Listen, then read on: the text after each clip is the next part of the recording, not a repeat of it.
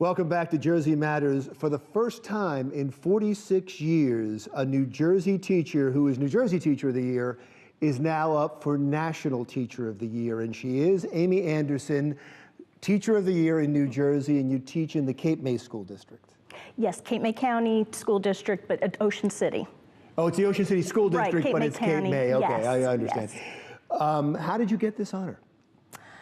Well, it's been about a year and a half of a process. So it begins with being nominated at the school level. So another teacher, a colleague will nominate you. And then along with the other teachers that are nominated, one is selected by a committee within the school.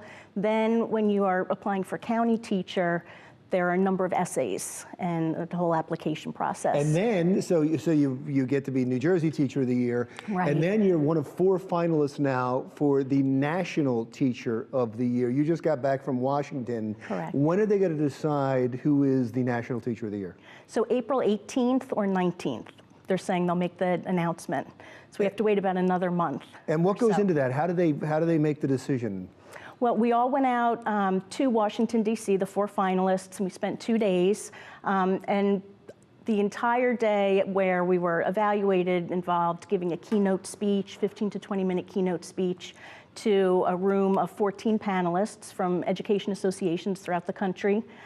We did a mock press conference, and then we did 4 rotating rooms with panel questions about education, our philosophy, our mission. And then at the end of that, we had cupcakes. That's any good teacher conference should have exactly, cookies or right. cupcakes or something like that. I should point out that you teach sign language. Yes. So I would imagine that's what your keynote speech was about?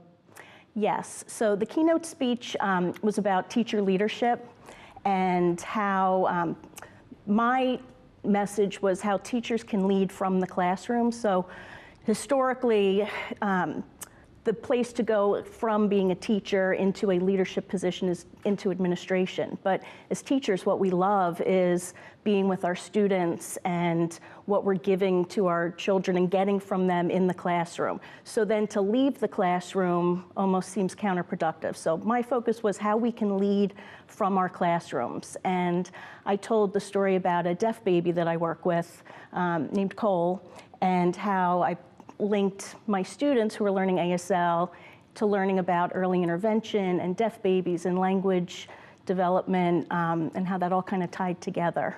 I didn't even know that they taught sign language outside of the college level. I thought that would be something you'd pick up when you were in college.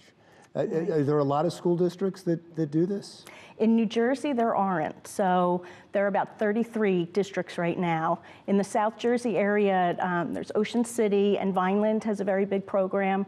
But other than that, there's not too many, though I'm getting... It's a very specific skill, isn't it? It is. I mean, and is there a lot of call for people that know sign language now? Yes. There is. Yes, there's a huge job need for teachers of the deaf, for interpreters. One of the reasons is that many schools for the deaf are closing, and so those students are going into mainstream programs. So if you have 3 deaf students in one school, you need a teacher of the deaf and an interpreter, and then 20 miles down the road, you've got 2 more deaf students going to that school. So the need for teachers of the deaf and interpreters has really risen recently.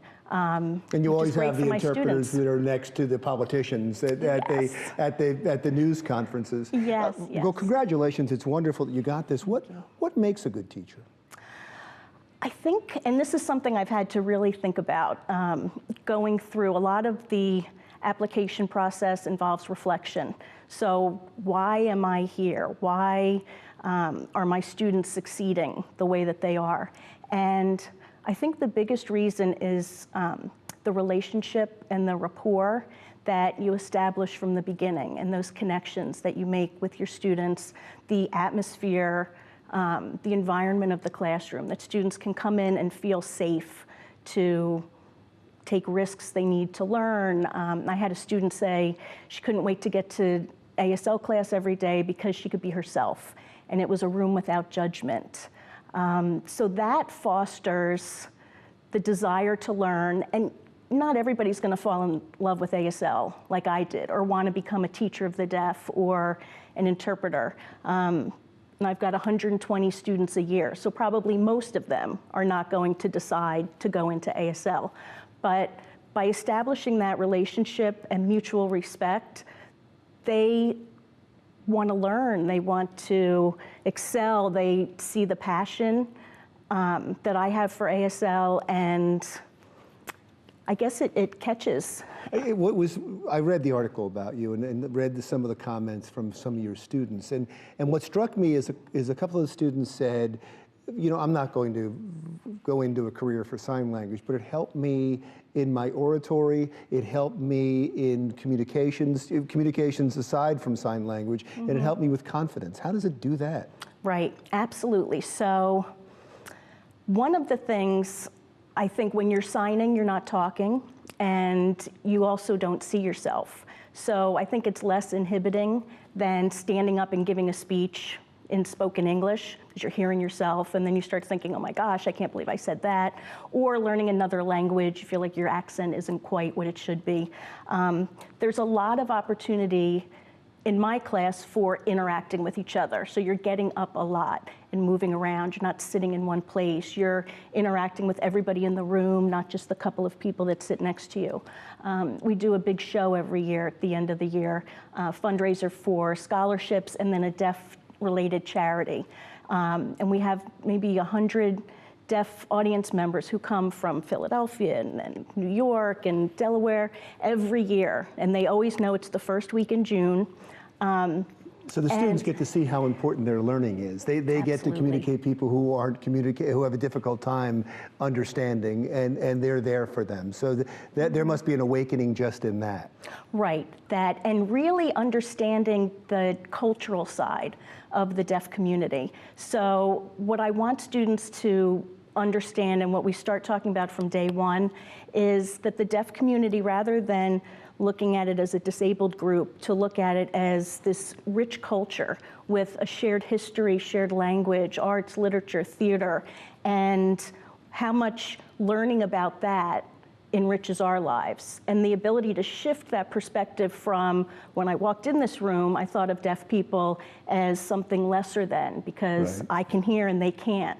But then shifting that perspective to, no, these are, you know, I can learn so much from them as native language users and part of the culture. Right, and the communication goes Correct. both ways. Real quickly, when are we going to know if you're national? April 18th and 19th. April 18th. We're all pulling for you. Thank you so much. Thank I appreciate you. you being in here. Thanks Amy so much. Anderson, who is the New Jersey Teacher of the Year and is up for the National Teacher of the Year. When Jersey Matters continues. When we come back, Dawn has a break from the wintertime blues with a taste of spring. When Jersey Matters continues.